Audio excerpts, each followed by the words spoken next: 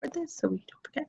Okay, hi everybody, and welcome to another installment of Ma'ayan's online learning during these challenging times that we're in, but we're so pleased that we're able to offer different shiurim and classes over the past few weeks, and we plan to continue offering summer classes about at least once a week over the summer, since I assume we'll all still in some form be home.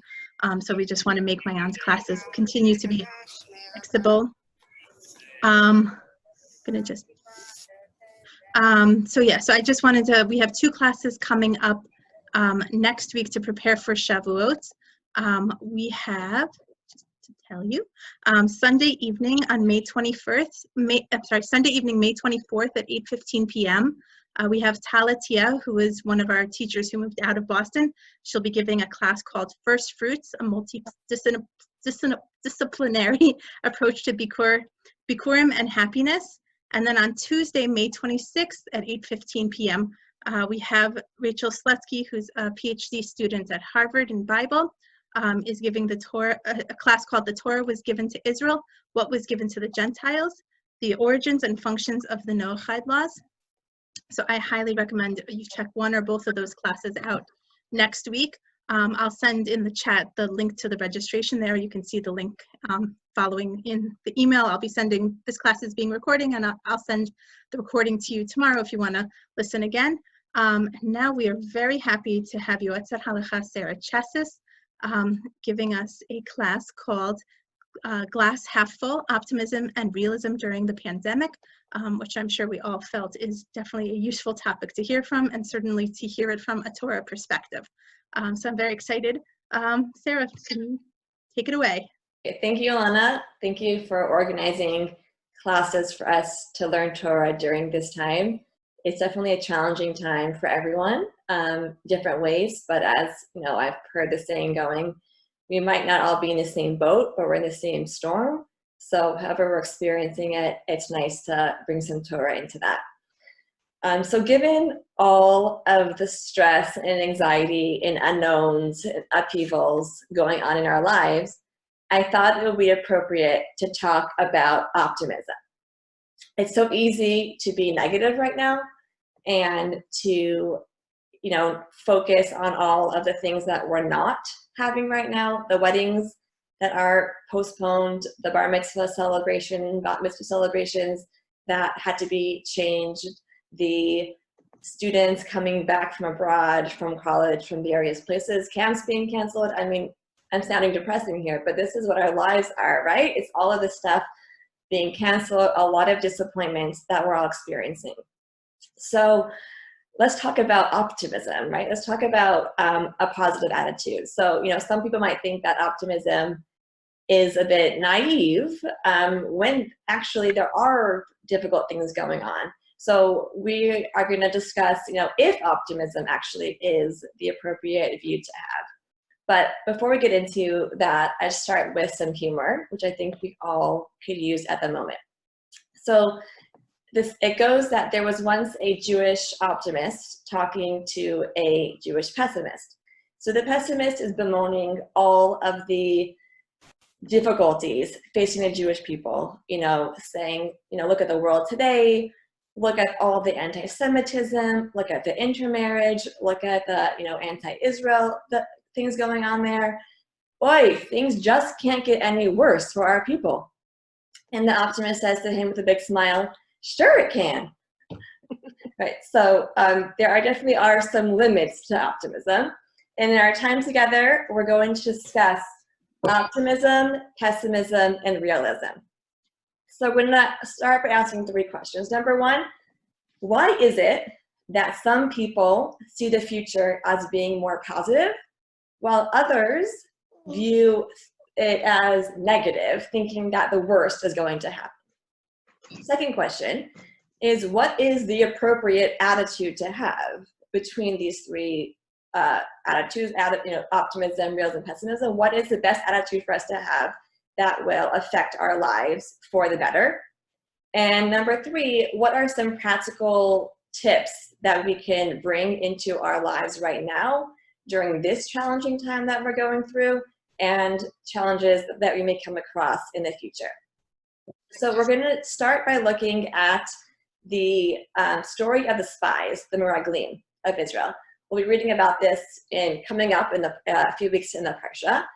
And we find we will pick up with the story of the Jews wandering the desert, where they get to they're in the second year since they've left Mitzrayim, and they're journeying towards Israel, and they want to scout out the land. So Moshe takes 12 leaders of the people, one from each tribe, to go check out the land. He asks them, find out what the food is, what the people are like, what are the cities like, let us get prepared to come to conquer it.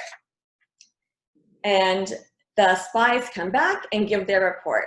So this is the first source. I'm going to share my screen here. That have been the talk of the town are hypochlorous acid. So was that a question? Okay. I'm going to share if you have the sources, you can, 1 second, follow along, or otherwise we'll share here.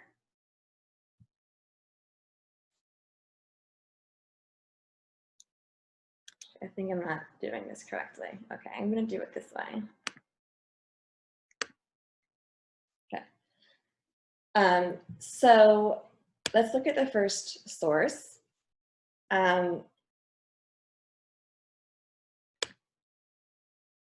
Okay.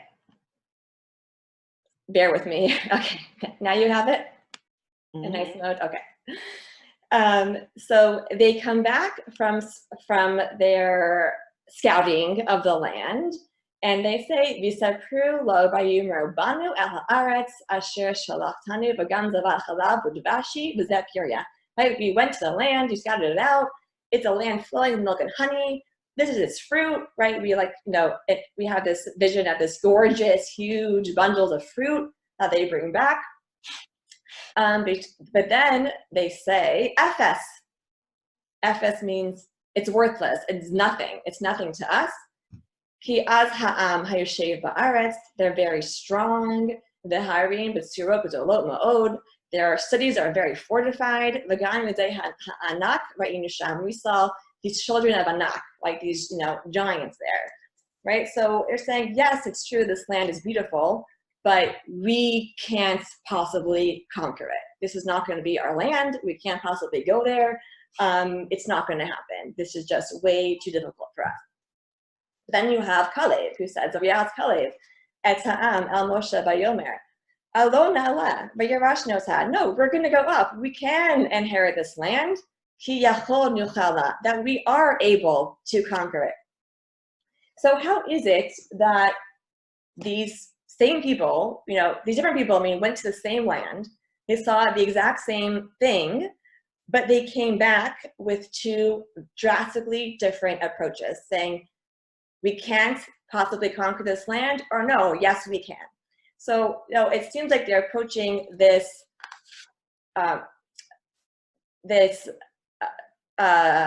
scenario from the perspective of your classic optimist and pessimist, right? Who see the land, who see the same scenario as either, right, the glass is either half full or the glass is half empty.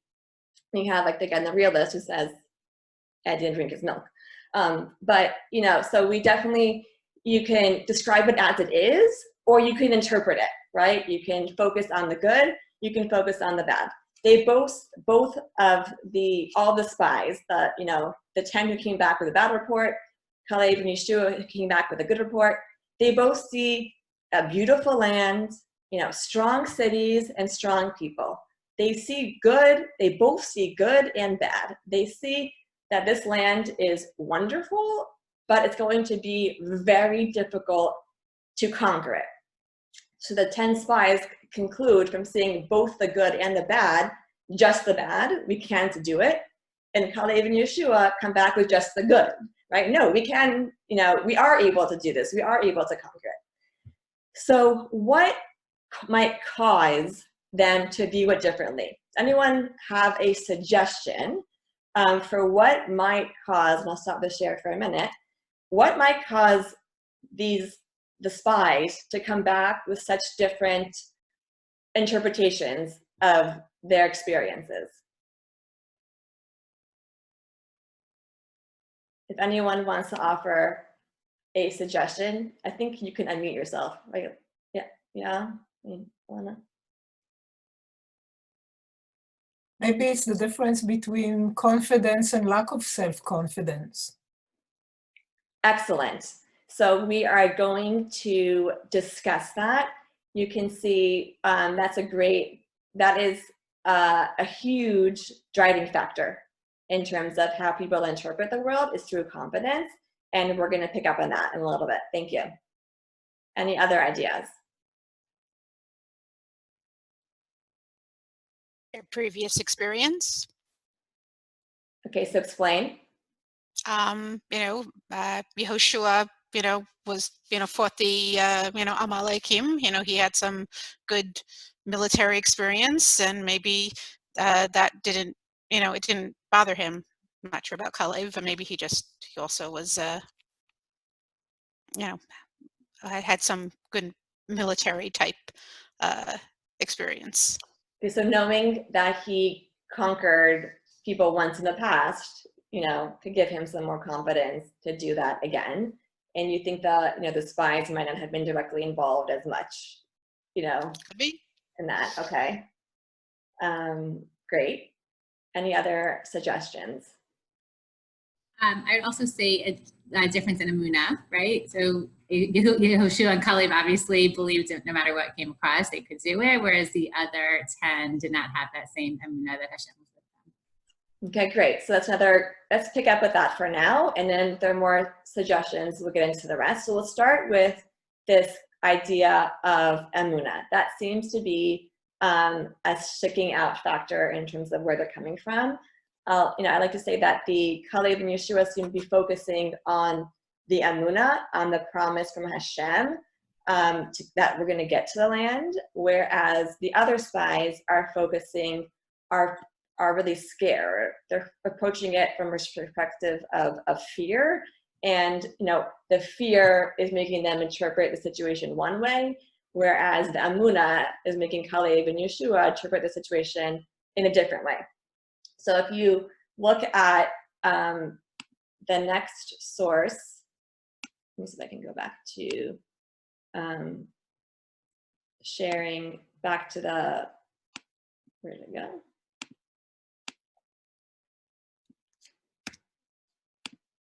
Sorry. There we go. Okay. So if you go, do you see my screen again?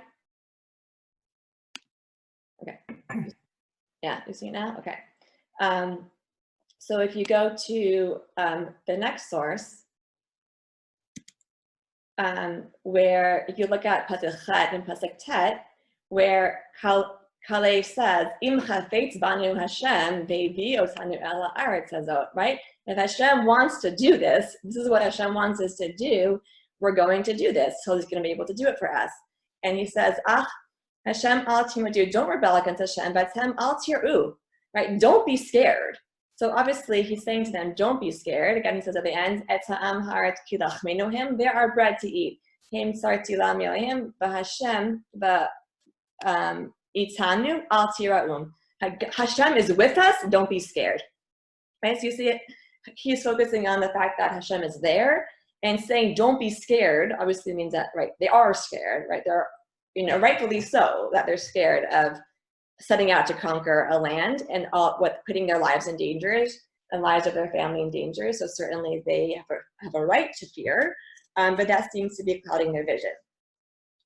So, when it comes to any, challenge, we can decide how we want to focus on it, how we want to interpret it, and what perspective are we bringing with us to analyze the situation. We're not always looking at it in just the facts, right? We're not always going to look at the facts with clear eyes. We have to think about where are we coming from?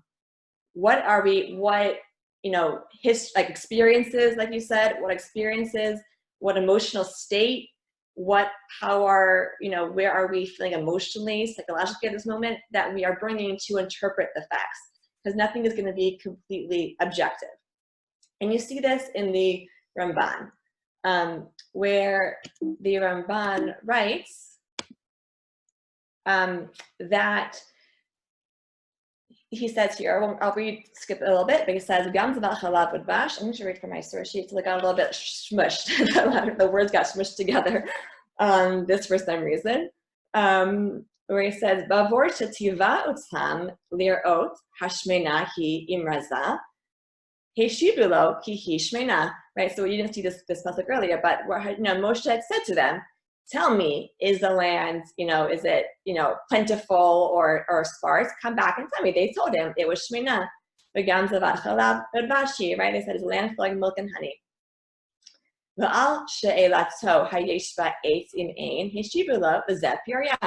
Right, Moshe asked them, tell me about the fruit of the land, and they said, this is its fruit.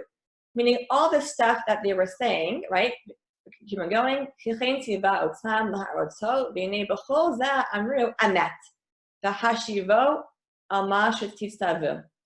Right, so the spies came back and told the truth. They said, Moshe asked them a question and they answered it. When they gave their relayed what they saw, they were being truthful, right? Which is different than how we typically interpret the spies as, right, as being saying lashon hara on the land and not, and speaking negatively of the land. The Ramban is saying it's not really their sin here. They were being truthful. They answered Moshe's questions. The issue came, if you go down over here, where he says, it's all mushed together here. Here it is, okay? Aval l'risha'am b'milat efes. What their problem was, where they went wrong, was when they said efes. They said it's worth nothing. That this beautiful land is worth nothing to us, because, that, what does efes mean? Shehi mara adavar efes. It means it's nothingness. V'nimna min ha'adam she'i afshar b'shum inyan. That it is impossible for a person to get in any sort of way. It's completely and utterly out of the realm of possibility for us to conquer it, right? There's not even a slim chance. They didn't say, this is going to be a challenge, right? This is going to be like, I don't know if we can do this. FS means there's absolutely no possibility whatsoever.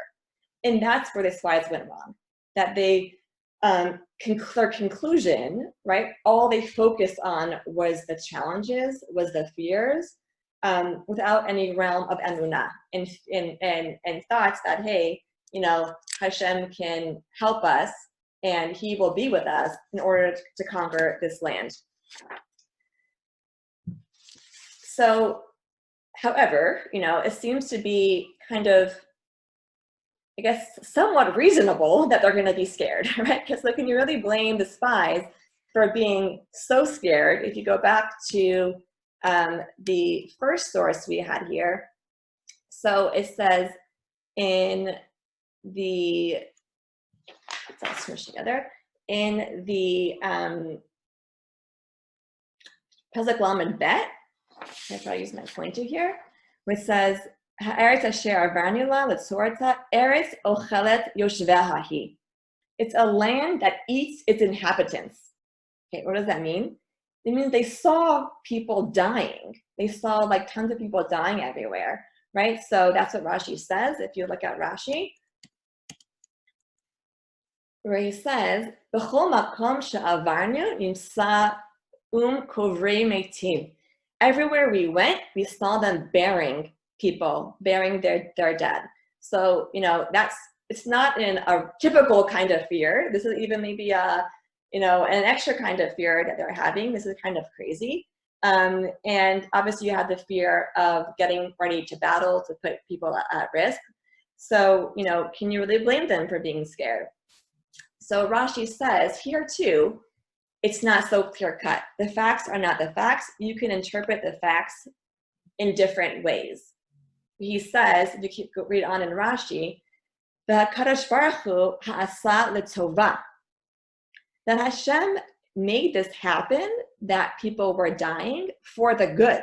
This was in order, kedei litardem be'avilam velo yitnu lev le'elu, so that they would be busy with taking care of their dead and not pay attention to the spies. That they would be so consumed with caring for them that the spies can have an easier mission. And so Hashem was trying to give them here too, right? You can look at it in two different ways. I'm going to stop sharing for a minute so I can see more of your faces again. I can only see 4 at a time otherwise. So, you know, Hashem was trying to help them, right? So even here too, you can see, oh, something happening. You can see a certain situation going on, but it's still not an objective good or bad. You can still think about how you want to interpret it. If they were coming from a place of emunah and belief that Hashem was with us, then they can more easily think about, oh, maybe this is a gift from Hashem, that no one's paying, like noticing that, hey, we're getting around, no one's noticing us. This is a real chesed, and focus on that. But because they were coming from a place of fear, they weren't able to focus, to notice any sort of good in it. All they can see was the bad that was happening with them, and concluding that this was a very scary land, a very scary place to be. Especially if you think about it, from a generation that witnessed miracles, right? They witnessed the splitting of the sea, all this stuff. It shouldn't be that hard for them to think, oh, you know, Hashem could intervene in a way that would make us be able to conquer this land. It wasn't like, you know, they had seen it, they had experienced, like their previous experiences should have been one of Hashem is with us, Hashem is there, and they should have been able to carry that with them. Any thoughts on this Rashi before we go on? Okay. So on the topic of fear, I'd like to share something with you that I heard from Natalie Kogan. She runs an organization called Happier. It's about happiness. I actually met her maybe 2 or 3 years ago. I'm trying to remember. I went to a talk that she gave through Gateways, and she spoke about her organization and some tips on, I think, parenting. And I just recently came across a video, a little 6-minute video that she gave about how to, like a pep talk, about what to do when you feel fear. So when you have a big interview ahead of you, when you have an important speech you have to give, when you have a big test that you have to take, when you feel that fear, or you have to approach someone and have a difficult conversation, or whatever it is in your life that you're feeling this certain fear, what do you do? What can you do to get you through that fear? So she says you should not ignore it. Kind of pretending it's not there is not going to help you. It is going to still be there and creep up on you. You can't just push it away. You have to acknowledge it, acknowledge the fear, but then to say that, think about the bigger picture. She says your bigger why. Why am I doing this? And focus on the meaning that you are hoping to get out of this activity. Whether it's asking for a promotion. I think that was the example, that's the pep talk she was giving to her friend. Asking for a promotion. To say, I want this promotion because I think I would do an excellent job for this company. I could influence more people. I can make amazing change for this organization and be a role model for people. And you focus on that bigger why, that driving force of what's it going to accomplish for you. And that helps you push through the fear. It's not that the fear goes away, but that your bigger why, your bigger question of what meaning does this have vis-a-vis other people, that can help you get over the fear and overcompensate for that hesitation, that nervousness that you might have. And I thought that it really struck with me that could be a really useful tool for us to have right now. It's a lot of fear, a lot of anxiety right now. I'm thinking of the doctors, the nurses, the essential workers who are feeling fear every day, or the spouses of those people, or to the parents of those people, as their loved ones are leaving the house every day and feeling that fear, and thinking about the greater good, this bigger why. Why are they in this profession to begin with? Why? What gives them meaning? What is their training for? Right? What is their mission in life, in this career, to do? Is to help people, and that can help you, not that the fear goes away, but overcompensate and be reminded of that bigger why, that bigger picture for why they're doing that, can help you get over and push through that fear that you're feeling. And Dr. Pelkovitz, he's a renowned psychologist who gave a class on Zoom to the Rebbitzins in the YU network about a month ago, when this thing, during this whole situation. He's giving us some chizuk that that we can have in our communities. He said a point along these lines, that the people who are doing best in this whole quarantine are those who are focusing on the altruistic part of the quarantine. Meaning those who are focusing on the fact that I'm doing this, I'm not leaving my home, I'm closing my business, I'm staying, away, my kids are home from school, to protect other people, to protect the healthcare system, to protect those who are vulnerable, to protect the elderly, and focusing on the fact that why are we all doing this? We're doing this for a greater good, for a bigger why, for a way to connect to other people in meaningful ways, helps you get through. You can then, tolerate the disappointments and the change of bar mitzvah, right? And the wedding that only has 5 people instead of 500 people, right? So those are obviously big disappointments, but when you focus on the bigger why, you can handle that better, and you can, approach it. You can swallow it more. You can accept it more. You can deal with the whole situation in a much better way. Feel free to if you want and to share, you have comments, feel free to chime in. That was kind of a side point in terms of the fear. So let's get back to the major question here, which is, why did the spies and the 10 spies versus Kalev and Yeshua view things so differently? So one answer I offered was because of their perspectives. Was it fear or emunah? I want to offer 2 more answers. So the first one is based on the work of Dr. Martin Seligman in his book, Learned Optimism, which is an excellent book if you have not read it yet, but I'll give you the basic rundown of it right now.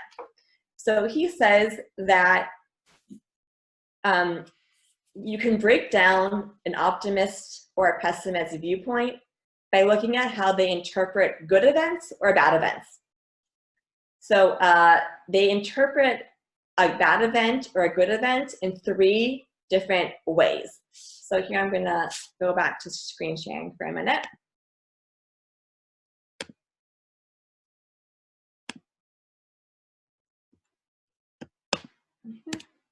Okay. So he says that when you assess, let's start with that's the YouTube video from Natalie Kogan, if you want to check it out. So he says, when you think about interpreting an event, how you explain that event is different between a pessimist and an optimist. So he says, let's take a bad event. So for a bad event, if you look at one aspect is permanence. Is this going to last forever, or is it temporary? So pessimists are more likely to interpret it as a permanent state of affairs, whereas an optimist would think it's temporary. Let's say you're having a terrible day, nothing's working out. The pessimist will say, I am a complete mess. My life is a wreck. I am totally out of it. I don't have my life together at all. Whereas an optimist would say, I'm having a bad day, right? I didn't sleep well last night. I'm exhausted today. Tomorrow will be better. So is this a, permanent thing or a very temporary situation that will go away. The second thing to look at is pervasiveness. Is this a universal situation, as the pessimist would say, or a very specific situation? Let's say someone lost a basketball game. The pessimist would say, I'm terrible at sports, right? They'll generalize it. This is something about me that I'm not athletic. Whereas the optimist would say, basketball's not my game, right? I'm not good at basketball, but I'm great at other sports. I'm great at tennis or running or swimming, right? So make it very specific and not more generalized. The third aspect is personalization. The pessimist takes things, interprets it as being internal, whereas the optimist thinks it's external. Let's say you fall down. You're walking on the street and you completely fall down. The pessimist would say, I'm so clumsy. Whereas the optimist would say, someone needs to fix that crack in the sidewalk. That's very dangerous, right? Do you blame yourself or do you blame something else for that? When it comes to good events, it's the opposite, right? When it comes to good events, it's switched around. And there, the pessimist sees good events as being temporary, specific, and not going to happen again, and caused by outside factors. So let's say a pessimist gets 100 on a test. They're going to say, oh, the teacher made that test really easy, right? Next time I'm going to fail, right? They're going to, even good events, they're going to say the opposite way around. They're going to say it the wrong way. So, I found this book very insightful. And I'll go back to getting out of sharing for a second. Faces again. So I found this book very insightful because actually I learned that I had a lot of pessimistic explanatory styles, and that was really like eye-opening for me to see, because I thought I was an optimistic person, but actually I realized it actually wasn't, that a lot of my styles were very pessimistic, and he writes in the book like it's really not good to have a pessimistic explanatory style because it you're less likely to try new things. Optimists are more successful academically, athletically, socially. They're healthier, right? When they have this kind of go-to attitude of let me give it a try. So I've tried to work on this, and if any of this relates to you too, I recommend the book. And he says you can learn it. That's the whole book, Learn to Optimism. I think this is particularly applicable in relationships that people are having today. A lot of marriages are being stressed right now.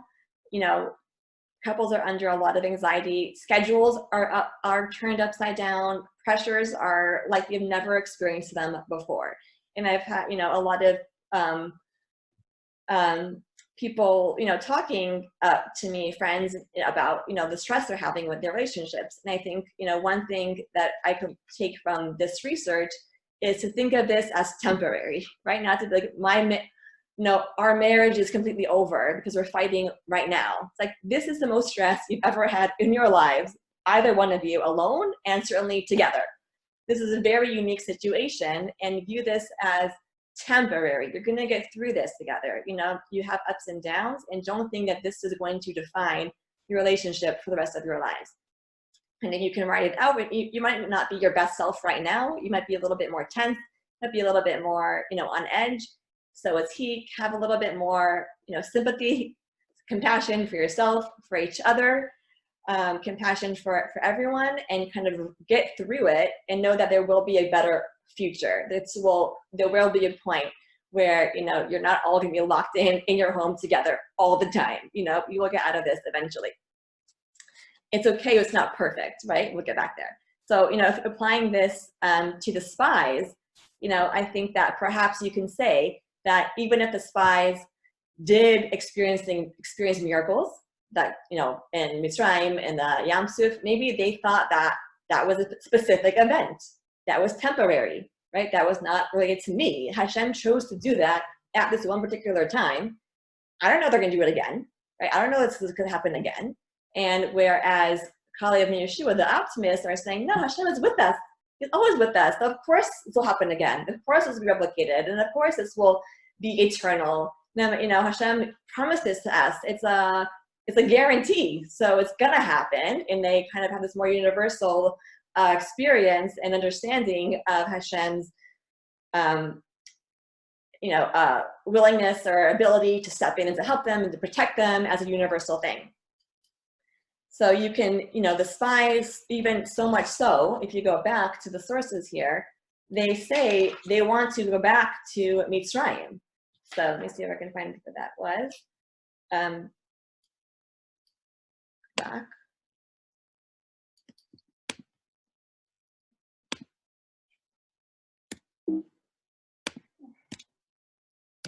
So,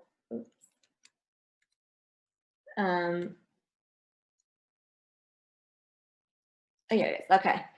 So he says, right, Lama Hashem heviu otanu al ha'aretz hazot, like lo tov lanu nashuv Mitzrayim. Right, let's go back to Mitzrayim, where they were slaves, right, where they just like fought so hard to get out of there.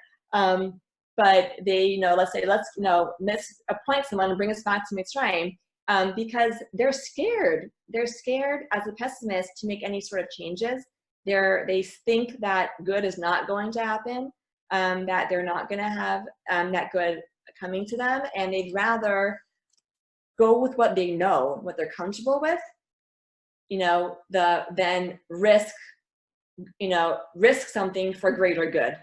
They'd rather not try. The pessimist is the one they say, you always they see a challenge in every opportunity, as a first optimist who sees that opportunity in every challenge, right? They see that only the negative part of it, and they'd rather not act, and that's why it's the pessimist attitude leads you to be less productive at work and other places, because you'd rather not try than risk failing. Again, you can see the positive, the kind of psychology that our minds are capable of, that they're remembering only the good of Mitzrayim, right? They're being very selective memory in terms of remembering, let's go back to Mitzrayim. Obviously, it was terrible there, but they remembered part of the good there. So if there is one figure in the Gemara that represents this optimistic attitude, it's Rabbi Akiva.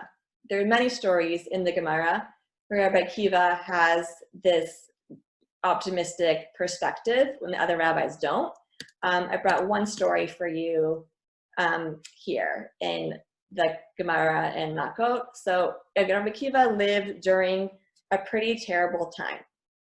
The Beit HaMikdash was just destroyed, and they're really suffering. He did not, but still, you see here, he interprets even really sad situations as being optimistic. So this story goes as follows. So Rabbi Elazar ben Azariah, Rabbi Yeshua, Rabbi Akiva, Melchin Baderech. They're walking on the way. V'shamu kol hamonesh haromi mipotza me'av esrimil. They hear this like large gathering of Romans, like having a great time and being together. The rabbis start crying. Rabbi Akiva mesachek, and Rabbi Akiva is laughing. They say to him, "Mipnei ma ta mesachek?" They say, "Why are you laughing?" Ve'amar lahem ratzeh mipnei ma ta bochim. He says, "Okay, well, why are you crying?" Amru lo halal koshim shmishachavim la'asavim mekatrim la'avodot kochavim yoshvim betach v'hashket. These idol worshippers, they're sitting, enjoying themselves peacefully. Ve'anu beit hadom raglei Elokeinu saruf ba'esh v'lo nivcha. And our, our temple, our house of Hashem is destroyed. And one, we shouldn't be crying about this. And he says to them, that's exactly why I'm laughing. But so no, if this is how those who are not following Hashem's will are treated, they'll say, so no, right? Much more so will the ones who are following Hashem's rule be treated, right? So again, he finds such a silver lining in this really terrible experience and situation that he's seeing. And again, you see he's viewing their misfortunes as temporary, right? You might see now, it looks like we're in misery and they're enjoying themselves and laughing. That's not the end of the story, right? We ultimately are going to be rewarded. We ultimately are going to have that. They are laughing now, and this is not going to be forever. This is not permanent. This is a temporary situation. And secondly, Hashem is always with us. He has not left us. And this was the attitude that allowed the rabbis to rebuild after the Beit HaMikdash, to say, okay, this whole institution that focused our whole religious lives around it has left us. That was really a hard place to be. And with attitudes like Rabbi Akiva, they were able to rebuild and rethink and refocus and reorganize Judaism to keep it going with this belief that Hashem never left us. He is always there, no matter what it looks like. He has never left us. That is permanent. That is always going to be part of our lives forever and ever. I think that's what gave Rabbi Akiva this optimism.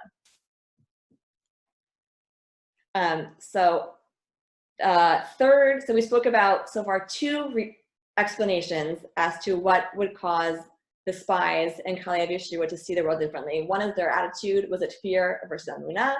The second is their explanatory styles of events. The third one is that I want to focus on what someone brought up before, was about their own confidence.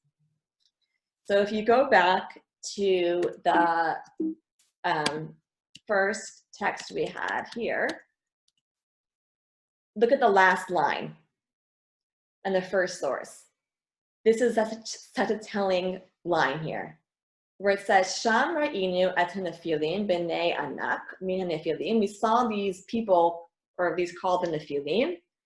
V'nahi be'einenu kechagavim. Right, we appeared in their eyes like grasshoppers. V'chein hayinu be'eineihem. And so we appeared in our eyes like grasshoppers, and that's how we appeared in their eyes as well.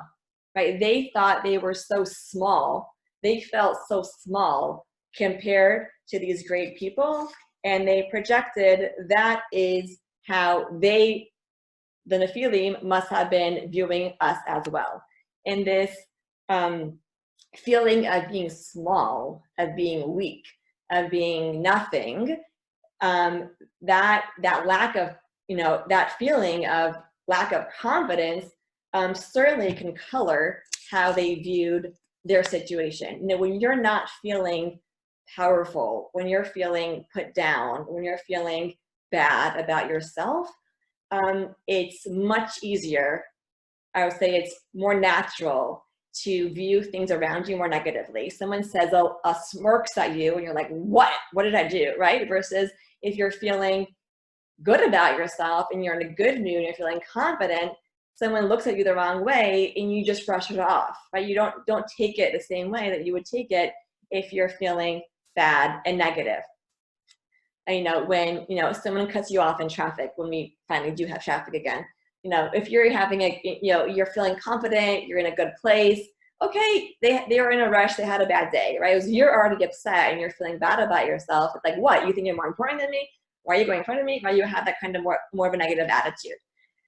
So, during some practical things to think about during this time, everyone's talking about self-care is a term that people are talking about, but it's really important, right? Because if you're not feeling, you need to feel good about yourself. So whether that's, exercising, getting out for socially distant walking, whatever it is that you feel good, it's important to do that so you can have a more positive outlook to then think about how, everything is going on around you. Do something you enjoy in your free time, or hobby. I actually think for me, that's like actually getting dressed is important to me, not just wearing something that's, schlumpy, because the way I dress will really affect how I feel about myself.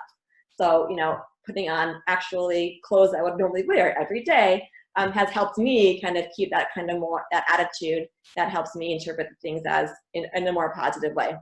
Whatever, is necessary for you to do that, it really makes a big difference. So as of now, we spoke about the positives of optimism. You might be thinking, okay, but get real, right? There are a lot of extreme optimism is just naive. It's just not the reality. And in some ways, it also causes you not to do anything. I spoke about, optimists see problems as being external. Right? Okay, everything's external to me. Like, I don't have to change. I don't have to do anything to make the world better. Like, I'm going to sit back and like this whole thing will get better. Somehow things will just work out, right? Somehow my summer will be planned, campus canceled. Somehow my kids camp will reopen again magically, right? So an extreme optimist can think, can be negative because it really doesn't cause you to plan or to be realistic. So, there's a great joke that goes that the young woman brings home a guy to meet her father. So he has a conversation with him, he quizzes him on some things in yeshiva. He asks him, okay, how are you going to support my daughter? And this gentleman responds, Hashem will provide. He says, okay, well, what if, if you have children, how are you going to support your children and send them to school? He says, Hashem will provide, Hashem will provide. Every question ends like that.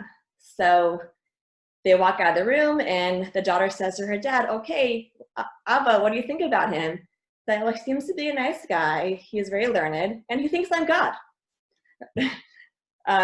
So certainly, you have to be practical too. You can't just, sit back and do nothing and think Hashem will do everything for you. And so that's one downside of optimism, pure optimism. Another downside is that, again, it doesn't cause you to change problems.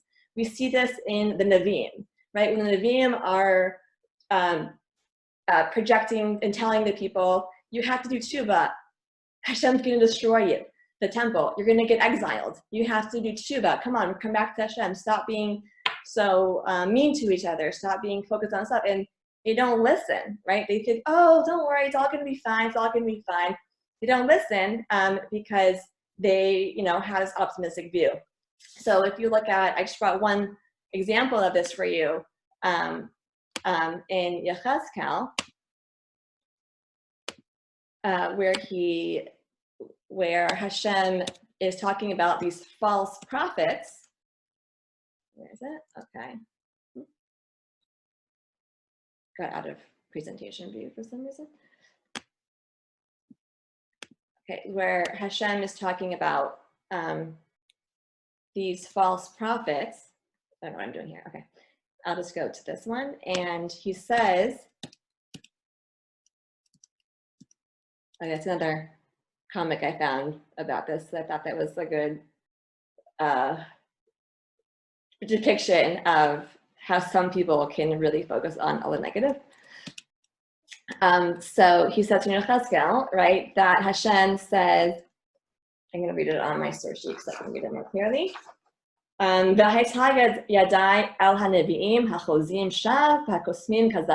to, my hand will be against those false prophets who are saying the untruth things. What are they saying?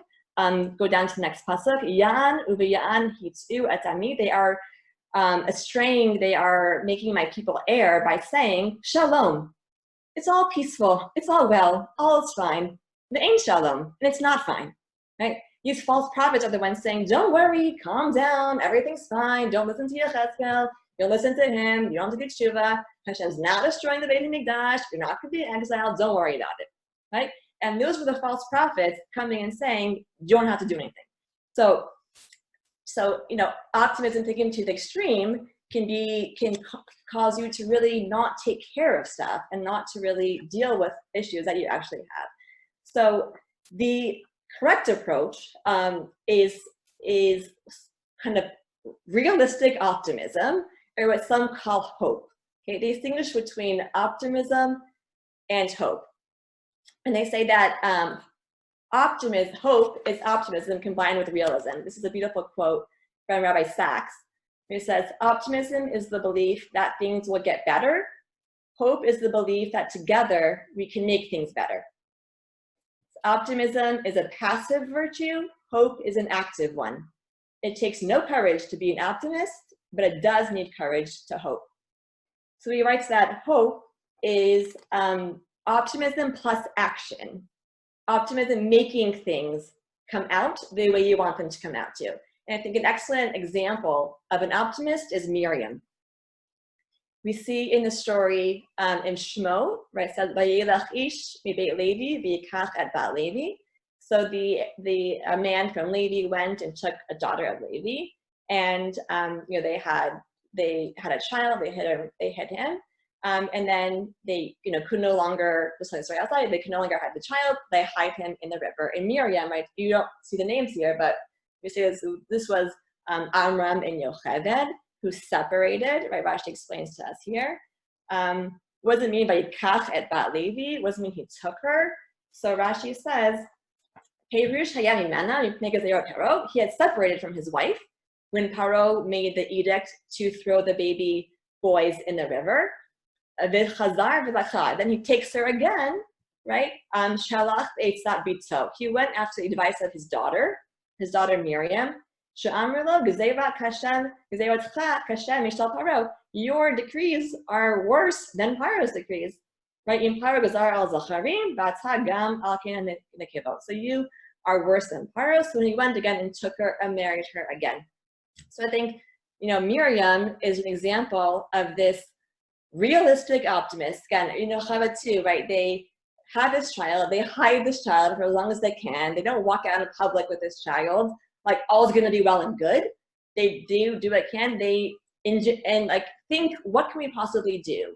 They hide the baby, they put him in the basket, put him in the river. Miriam watches as long as she can to get as much information about as she can. And then she finds Bat Paro. So it was her actions really made the difference, right? The fact that she went and she watched and she saw Paro took her made a huge difference here. That, you know, her optimism and her actions too, not just sit back optimism, but optimism that's this hope. Like, let's think about what we can do to make the best of the situation and do something about it, is what led to ultimately, you know, Moshe surviving and the rest of Jewish history. So another way of thinking about hope, and I'll stop sharing for a second, is another story I like to tell about a man whose job it was to scout out the end of the city and look out for Mashiach. So when Mashiach was coming, he could then run into the city and tell them Mashiach is here. So one day a guy is talking to him and saying, "Hey, how's your job going? What's new?"